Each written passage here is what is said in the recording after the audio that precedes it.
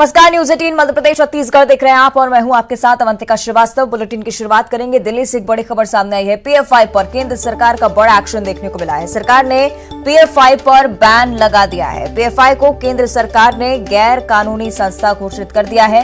5 साल के लिए पीएफआई पर बैन लगाया गया है। तो बड़ी जानकारी और इसी फैसले का इंतजार लगातार किया जा रहा था। आशंका यही थी कि बैन लगाया जा सकता है। तो आपको बता दें कि बड़ी जानकारी, ज्यादा जानकारी लेंगे सहयोगी शंकर आनंद हमारे साथ फोन लाइन पर जुड़ रहे हैं। शंकर, निश्चित ही अंदाजा था इस फैसले का कि बैन पीएफआई पर लगाया जा सकता है। देखिए, पिछले कुछ दिनों के दौरान जिस तरह से पीएफआई संस्था पर लगातार कार्रवाई हो रही थी और पीएफआई संस्था से जुड़े हुए कई लोगों के खिलाफ कार्रवाई हो रही थी, इस मामले में अब तक लगभग 150 लोगों की गिरफ्तारी देश भर में हो चुकी है। तो इतना तो स्पष्ट था कि पीएफआई के खिलाफ केंद्रीय गृह मंत्रालय के द्वारा एक बड़ा फैसला कभी भी लिया जा सकता है। और आखिरकार कल देर रात में इस मामले पर एक बड़ा फैसला लेते हुए इसे पूरे देश भर में प्रतिबंधित संस्था के तौर पर घोषित कर दिया गया है। और यूएपीए एक्ट जो है, एक कहा जा सकता है, वो यहाँ पे लगा गया। यूएपीए यानी कि किसी भी संगठन को यूएपीए के तहत प्रतिबंधित किया जाता है। तो एक तरह समझिए कि वो एक आतंकी संगठन के जैसा ही उस संगठन को आरोप लग रहे थे। तो लिहाजा उसी बात को ध्यान में रखते हुए इस संस्था के खिलाफ एक कार्रवाई की गई है। और जिस तरह से देखा जाए, 22 सितंबर को जिस तरह से देश के 15 राज्यों में सर्च ऑपरेशन को अंजाम दिया गया था, उस दिन 106 लोगों को गिरफ्तार किया गया था। और इस मामले में जिस तरह से केंद्रीय जांच एजेंसी एनआईए और ईडी के द्वारा लगातार कार्रवाई की जा रही थी, और यहां तक कि कल भी जिस तरह से तकरीबन 8 राज्यों में कार्रवाई की गई है। तो इस संस्था के खिलाफ कई इनपुट्स मिल रहे थे और इसी इनपुट के आधार पर यह कार्रवाई की गई है। और कहा जा सकता है कि अपने आप में बहुत बड़ी कार्रवाई है। 5 साल के लिए बैन किया गया है, यानी कि अब ये संस्था कोई भी चंदा या कोई विदेश से जो एफसीआरए के तहत जो फंड मिलता था वो अब नहीं मिल पाएगा। इस संस्था को अब गैर कानूनी संस्था घोषित कर दिया गया है। निश्चित तौर पे इस संस्था को बैन करने के बाद लेकिन इतना तो स्पष्ट है कि केंद्रीय गृह मंत्रालय के द्वारा एक बड़ा फैसला लिया गया है और उसके तहत पीएफआई संस्था को प्रतिबंधित कर दिया गया है। तो इस संस्था से जुड़े हुए और भी कई अन्य जो संस्थाएं हैं उसके प्रति अब क्या रुख होगा वो देखने वाली बात होगा, क्योंकि इसी पीएफआई संस्था से संबंधित कई ऐसी संस्थाएं हैं जैसे एसडीपीआई जो उसकी यूथ विंग की संस्था है, तो निश्चित तौर पे उस पर भी इसका असर पड़ेगा। और इसके साथ साथ कई जो महिला विंग है जो पीएफआई की, उस पर भी असर पड़ेगा। तो कहा जा सकता है कि केंद्रीय गृह मंत्रालय के द्वारा एक बहुत बड़ा फैसला लिया गया है और निश्चित तौर पे आज इस मामले पर कई राजनीतिक प्रतिक्रिया भी देखने को मिल सकती है। निश्चित। शंकर, आप बने रहेगा हमारे साथ। सहयोगी जितेंद्र शर्मा भी हमारे साथ जुड़ रहे हैं। जितेंद्र, लगातार एक्शन मध्य प्रदेश में भी पीएफआई के खिलाफ देखने को मिला था। कल क्या कुछ हुआ और अब आगे जब बैन लगाया गया है तो आगे के दिनों के लिए क्या कुछ संभावना?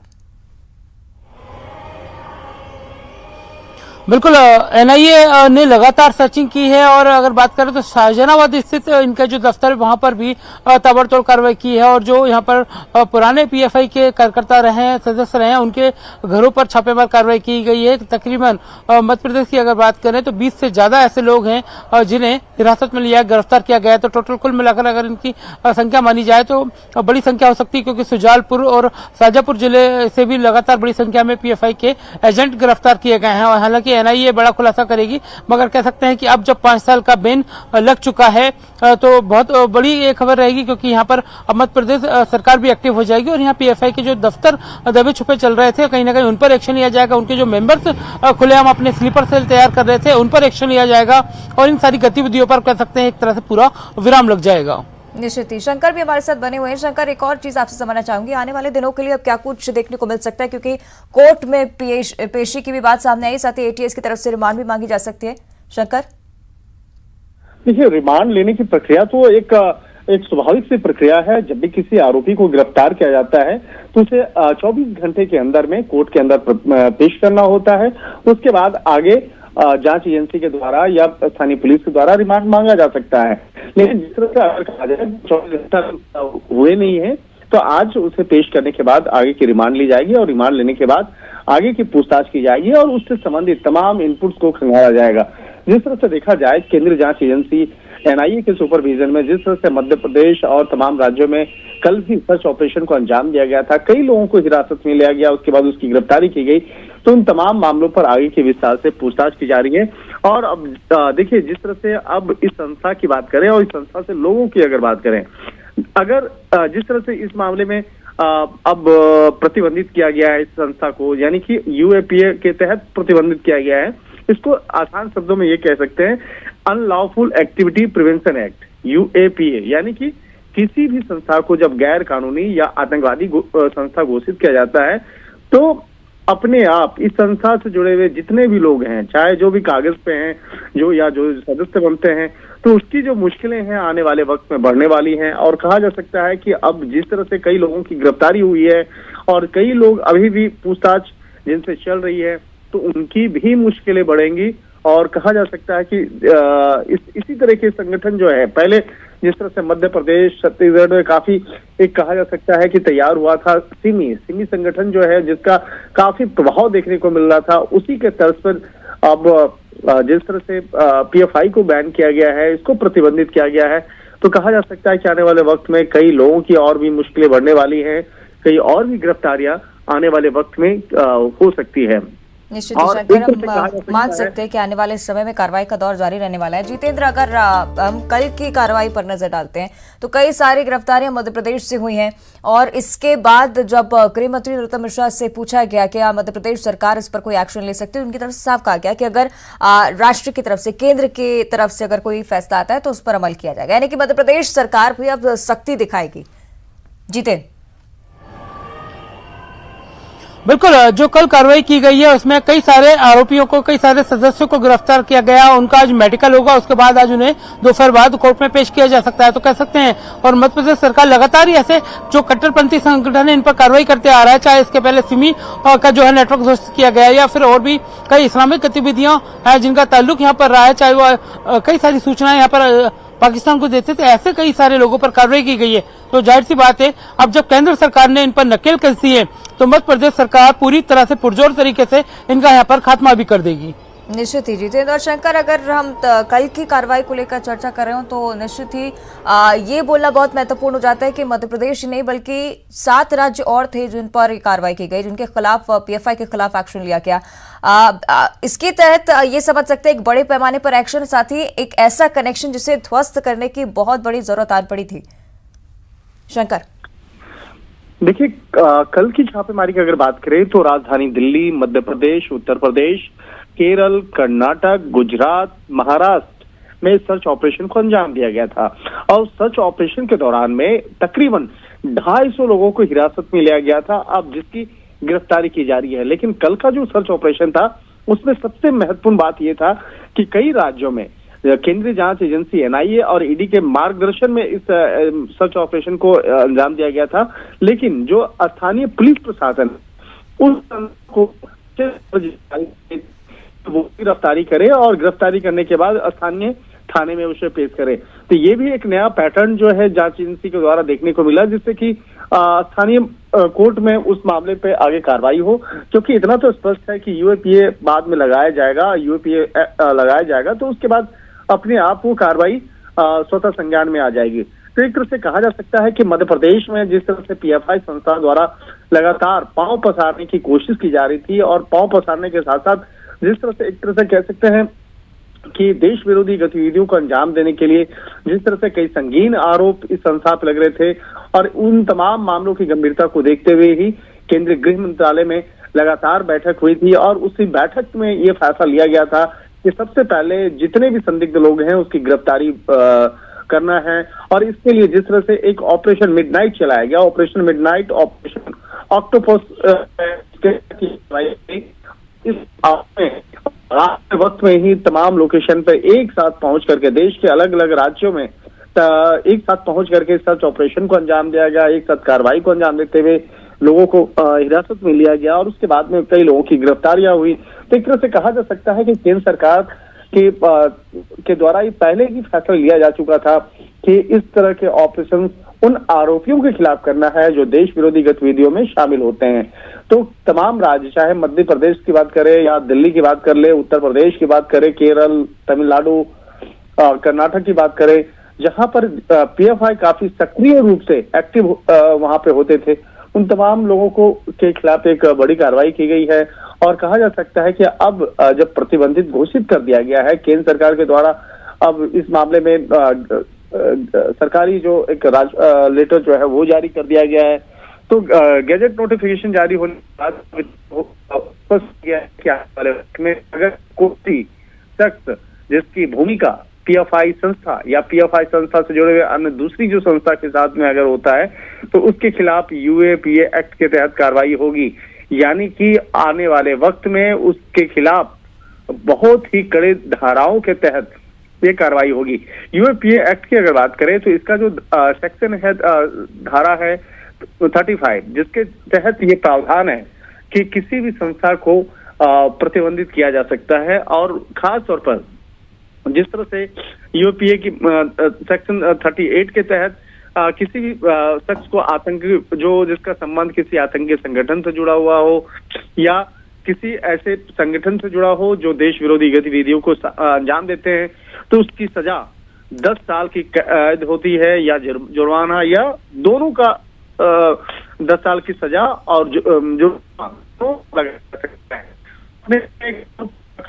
और इस कड़े कानून से बचने के लिए निश्चित तौर पे लोग इस संस्था से अब जुड़ने से बचेंगे। और जिस तरह से देखा जाता था कि इस संस्था में विदेश से काफी फंड आते थे, तो अब उस फंड पे भी अच्छा खासा असर पड़ेगा, क्योंकि एफसीआरए के तहत जिस तरह से फंड मंगवाया जाता था अब वो भी प्रतिबंधित करार दिया गया है। और जो भी इस संगठन से जुड़े हुए लोग होंगे या जिसकी भूमिका आने वाले वक्त में सामने आएगी, उसके खिलाफ ठोस और बड़ी कार्रवाई देखने को मिलेगा। निश्चित ही नजीर बनती है ये कार्रवाई। शंकर और जितेंद्र, अगर मध्य प्रदेश की अगर हम बात करते हैं तो यही हालात बीते दिनों हमें देखने को मिले। फंडिंग की बात कई बार सामने आई, सियासत भी काफी हुई, लेकिन निश्चित ही नजीर बनेगी ये कार्रवाई उन तमाम लोगों के लिए जो देश विरोधी गतिविधियों में संलिप्त है। जितेंद्र, बिल्कुल जाहिर सी बात है, इसके पहले अगर बात करें तो सिमी नेटवर्क जैसा फल फूल रहा था। हालांकि पीएफआई को सिमी का ही समकक्ष माना जा सकता है, क्योंकि वैसी गतिविधियां, वैसी कट्टरपंथी सोच ये लेकर चलते थे, युवाओं को बरगलाते थे, युवाओं को हथियारों की ट्रेनिंग देते थे, विदेश से फंडिंग करते थे, पाकिस्तान से इनके संपर्क है। लगातार सारे कनेक्शन इनके सिमी और जो पीएफआई इनके समतुल्य नजर आ रहे हैं। तो जैसा सिमी का शुरू हुआ है, सिमी का नेटवर्क ध्वस्त किया है, वैसे ही पीएफ का भी अब जो है नेक्सस कुचल दिया जाएगा। और इनके जो मेंबर हैं कहीं ना कहीं उनकी परेशानी बढ़ जाएगी, क्योंकि उन लोगों ने काफी फंडिंग ली है, विदेश से पैसा लिया है। इन सारे खातों की जांच की जाएगी कि आखिरकार और कितने स्लीपर सेल है, क्योंकि तकरीबन 5 से 6 हजार स्लीपर सेल मध्य प्रदेश में ही बताए जा रहे हैं। सुजालपुर और अगर बात करें तो खंडवा, खरगोन, भोपाल, उज्जैन, इंदौर, ऐसे कई जगह पर इनके स्लीपर सेल तैनात है। तो जाहिर सी बात है अब एनआईए इनकी कब्र खोदने के लिए तैयार हो चुकी है। निश्चित ही शंकर, जिस तरह से बात की जा रही थी कि बैन इसे किया जाएगा, एक तरफ जब केंद्र सरकार की तरफ से सख्त एक्शन लिया गया है तो मुझे लगता है कि तमाम जो राज्य हैं और वहां पर जो राज्य सरकारें हैं वो भी इसको लेकर अब सख्ती बरतने वाली है, ना सिर्फ पीएफआई के लिए लेकिन तमाम वो संस्थाएं जो इस तरह की गतिविधियों में संलिप्त पाई जाती हैं। शंकर, केंद्र सरकार का ये फैसला है और ये बहुत बड़ा फैसला है, और इस फैसले के पर निश्चित तौर पर आज राजनीतिक तौर पर प्रतिक्रिया सामने देखने को मिल सकती है। लेकिन इतना तो स्पष्ट है कि अगर कोई संस्था, अगर कोई आतंकी गतिविधियां या देश विरोधी गतिविधियों में शामिल होता है तभी उसके खिलाफ ये कार्रवाई की जाती है।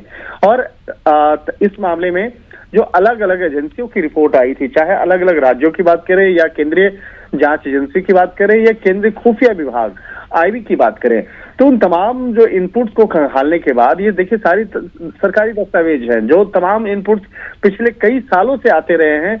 और जिस तरह से गैर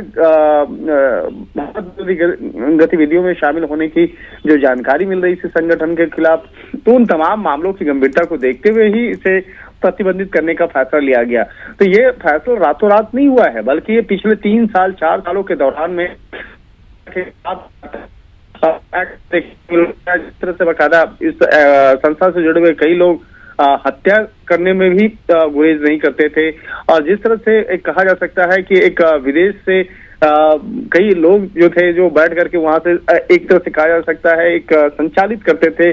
तो इस तरह के आरोप जो लग रहे थे, इसी मामले को ध्यान में रखते हुए इस संस्था को गैर कानूनी यानी आतंकवादी संस्था जो है उस तौर पे उसको घोषित किया गया है। और एक तरह से कहा जा सकता है कि इस वक्त में अगर देश के अंदर की बात करें तो सिर्फ ये पीएफआई पहली संस्था नहीं है, बल्कि तकरीबन 42 ऐसी संस्था है जिसको प्रतिबंधित किया जा चुका है। और उनमें कई ऐसे संगठन हैं, बहुत सारे ऐसे खालिस्तानी संगठन हैं, बहुत सारे ऐसे आतंकी संगठन जैसे लश्कर तैयबा है, जैश ए मोहम्मद है, लिट्टे है, अलकायदा है, ऐसे 42 संगठन हैं जिसको देश में प्रतिबंधित किया जा चुका है। और ये समझा जा सकता है कि अगर जिस तरह से लिट्टे की बात करें, जैश ए मोहम्मद की बात करें, लश्कर की बात करें या खालिस्तानी संगठन की बात करें, तो अब उसी संगठन की फहरिस्त में, लिस्ट में अब पीएफआई भी आ चुका है और उसी के तहत ये कार्रवाई की गई है। तो एक तरह से कहा जा सकता है कि अब उन लोगों के लिए भी एक मैसेज है जो देश विरोधी गतिविधियों में शामिल होते हैं, उनके लिए भी एक मैसेज है कि अगर कोई ऐसी संस्था से जुड़ता है या इस तरह के गैर कानूनी हरकत को अंजाम देता है तो उसके खिलाफ भी ठोस और बड़ी कार्रवाई हो सकती है। और जैसा कि यूएपीए की सेक्शन के तहत मैं बता रहा था कि सेक्शन 38 के मुताबिक उस शख्स को जो ऐसे काम को अंजाम देता है उसके खिलाफ 10 साल की सजा या जुर्माना या ये दोनों जो सजा का प्रावधान है दोनों उसे दिया जा सकता है। तो सजा का प्रावधान को देखते हुए कहा जा सकता है कि काफी ठोस और बड़ा कानून है। और जिस तरह से केंद्र सरकार ने एक बहुत बड़ा फैसला लिया गया और रातों रात इस संस्था को जिस तरह से प्रतिबंधित करने का फैसला लिया गया, आज इस मामले को लेकर कई राज्यों में राजनीतिक प्रतिक्रिया आ सकती है। लेकिन राजनीतिक प्रतिक्रिया एक तरफ है, लेकिन दूसरी तरफ देखा जाए देश की आंतरिक सुरक्षा व्यवस्था को देखा जाए, आम लोगों की सुरक्षा व्यवस्था को देखा जाए, देश की स्थिति को देखा जाए तो उस लिहाज से बहुत बड़ा सुधार जिसकी उम्मीद अब शंकर की जा रही है। जितेंद्र, अगर मध्य प्रदेश के हालातों की हम चर्चा कर रहे हैं तो ये बात भूलना बिल्कुल भी पॉसिबल नहीं है कि बीते दिनों मध्य प्रदेश में जितने भी दंगे हुए, कई सारे बेगुनाह लोगों की जिंदगी उसमें चली गई, तो निश्चित ही अब ये उम्मीद जरूर कर सकते हैं कि बड़ा एक्शन अब जब लिया गया है तो देश के माहौल में, मध्य प्रदेश के माहौल में एक बहुत बड़े सुधार की उम्मीद। जितेंद्र,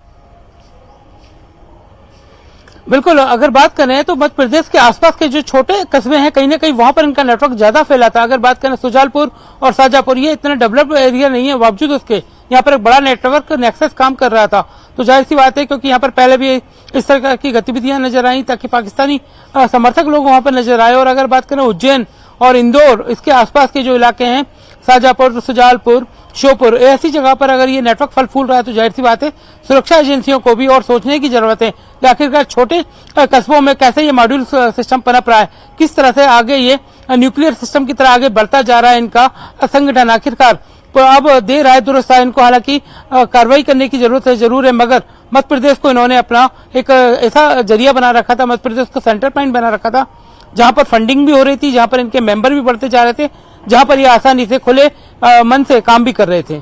निश्चित ही, और उम्मीद अब जितेंद्र यही है कि आने वाले समय में इस तरह की परिस्थितियां देखने को ना मिले। फिलहाल शुक्रिया आपका जितेंद्र, और शंकर आपका भी बहुत बहुत धन्यवाद ये पूरी जानकारी हमारे साथ साझा करने के लिए। तो पीएफआई पर सबसे बड़ा एक्शन जिसकी जानकारी आप तक पहुंचा रहे हैं, और ये देश भर से 8 अलग अलग तस्वीरें आपकी टीवी स्क्रीन पर, दिल्ली, गाजियाबाद, कर्नाटक, महाराष्ट्र, उत्तर प्रदेश, औरंगाबाद, ये तमाम वो इलाके हैं जहां पर कल पीएफआई की रेड पड़ी और अब ये बड़ा एक्शन पीएफआई के खिलाफ। और ये देखिए दो और तस्वीरें जहां कर्नाटक और उत्तर प्रदेश का भी जिक्र किया गया है, किस तरह से पीएफआई के खिलाफ एक बड़ा एक्शन एनआईए और ईडी की तरफ से ज्वाइंट ऑपरेशन जिसे माना जा रहा है, और अलग अलग तस्वीरें अलग अलग देश के हिस्सों से आपको दिखा रहे हैं, यानी कि एक बड़े पैमाने पर कार्रवाई की गई है। और अब रायपुर से इस वक्त की बड़ी खबर, सीएम भूपेश बघेल आज केरल जाने वाले हैं। राहुल गांधी के साथ पदयात्रा में शामिल होने के लिए सीएम भूपेश बघेल रवाना होंगे। भारत जोड़ो यात्रा में वो शामिल रहेंगे। पदयात्रा में शामिल होने के बाद शाम को वो वापस लौट आएंगे। तो आपको बता दें कि सीएम भूपेश बघेल पहले भी 2 बार राहुल गांधी के साथ इस पदयात्रा में शामिल हो चुके हैं। एक बार फिर से आज वो केरल के लिए रवाना होने जा रहे हैं। भारत जोड़ो यात्रा एक बड़े स्तर पर जो कि राहुल गांधी के नेतृत्व में निकाली जा रही है, इस पदयात्रा में शामिल होने के लिए एक बार फिर से सीएम भूपेश बघेल केरल पहुंचेंगे और शाम के वक्त में वापस रायपुर लौट आएंगे।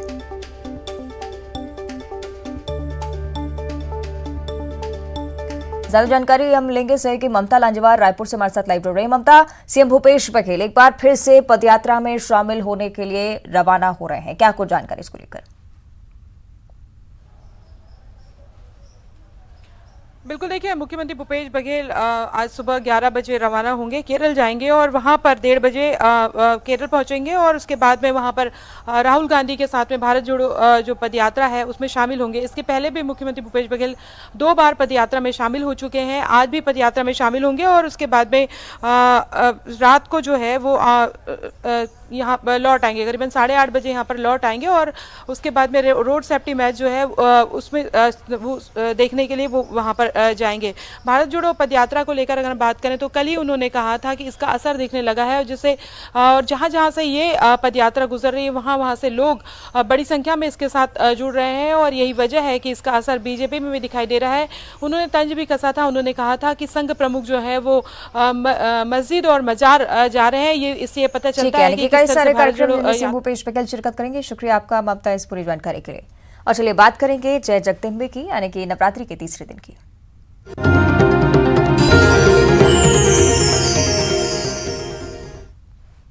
तो आज शारदीय नवरात्र का तीसरा दिन है और आज मां चंद्रघंटा की पूजा की जाती है। आज मां का यही स्वरूप बेहद सुंदर माना जाता है, मोहक और अलौकिक, जिनका स्वरूप चंद्र के समान सुंदर मां के इस रूप से दिव्य सुगंधियों और दिव्य ध्वनियों का आभास होता है। मां का यह स्वरूप परम शांतिदायक और कल्याणकारी होता है।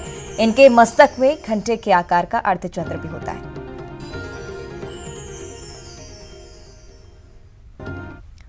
और सीधे आपको धमतरी लिए चलते हैं, सही के अभिषेक हमारे साथ लाइव जुड़ रहे हैं। अभिषेक, माता के मंदिरों में निश्चित ही आज भी भीड़ होगी क्योंकि तीसरा दिन नवरात्रि का, क्या माहौल वहां पर?